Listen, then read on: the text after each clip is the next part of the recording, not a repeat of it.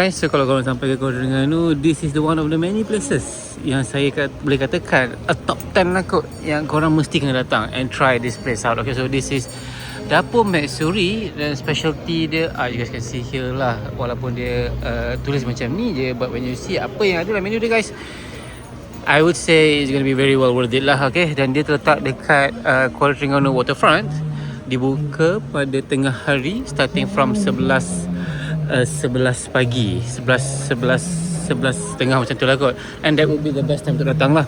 Sebab kalau kau datang here waktu lunch hour guys, dia akan sangat ramai, penuh dan beratur. So I don't recommend that. But Dapur Mek Suri silakan. So ni lah view kedai dia. And also sini juga lah view kedai dia.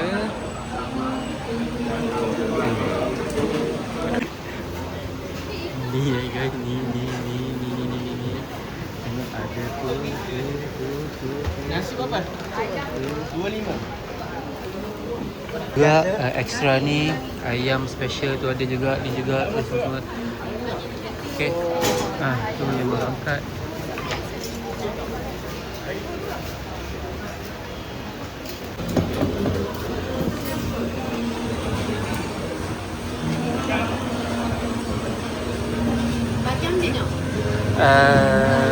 Peha kot kalau ada. Kalau ada, kalau tak ada tak apa. Okay guys, the best place yang kau kena datang dekat Terengganu ni. So we get ayam quarter dan pelbagai pilihan sambal yang korang boleh possibly imagine.